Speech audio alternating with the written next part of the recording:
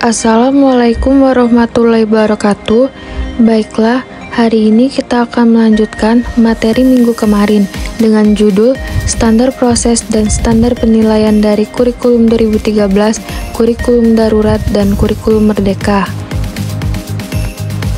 Sebelum ke intinya, kita harus tahu dulu apa yang dimaksud dari standar proses. Jadi, standar proses adalah standar nasional pendidikan yang berkaitan dengan pelaksanaan pembelajaran pada satu satuan pendidikan untuk mencapai standar kompetensi lulusan.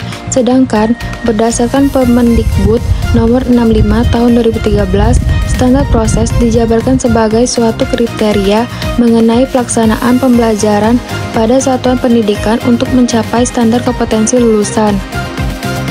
Nah, di dalam standar proses ini terdapat perencanaan pembelajaran, seperti silabus, RPP, alokasi waktu, dan rombongan belajar. Dan di dalam standar proses juga terdapat 3 ranah kompetensi. Yang pertama, afektif, kognitif, dan psikomotorik. Kemudian selanjutnya tematik. Tematik adalah pembelajaran yang mengaitkan beberapa materi pelajaran pada beberapa mata pelajaran menjadi satu kesatuan yang kemudian dikemas dalam bentuk tema. Selanjutnya, discovery learning, yaitu yang menekankan proses pembelajaran berpusat pada peserta didik dan pengalaman belajar secara aktif.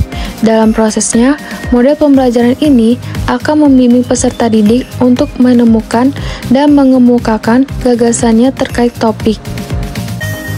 Yang terakhir adalah project-based learning, yaitu metode yang memberikan tugas-tugas kepada siswa yang harus diselesaikan dalam periode dan waktu tertentu, mulai dari perencanaan, pengumpulan data, pengorganisasian, pengelolaan, dan penyerahan produk.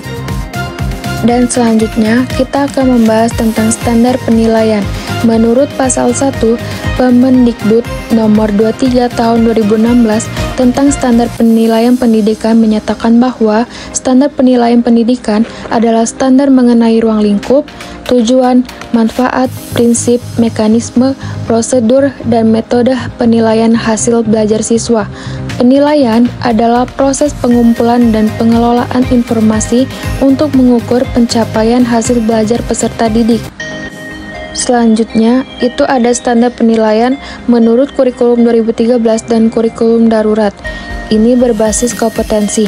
Maksudnya berbasis kompetensi ini, pergeseran penilaian melalui tes. Mengukur kompetensi pengetahuan berdasarkan hasil, dan berubah menjadi penilaian autentik, yaitu mengukur semua kompetensi, sikap, keterampilan, dan pengetahuan. Dan standar penilaian menurut Kurikulum Merdeka. Jadi, pada standar penilaian ini terdapat aspek penilaian dan ada 3 model asesmen. Yang pertama, asesmen formatif, yaitu penilaian autentik yang dilakukan oleh guru, seperti ulangan harian, tugas, dan lainnya. Yang kedua, asesmen sumatif, yaitu model penilaian yang terwujud dalam bentuk PTS, PAS, dan PAT.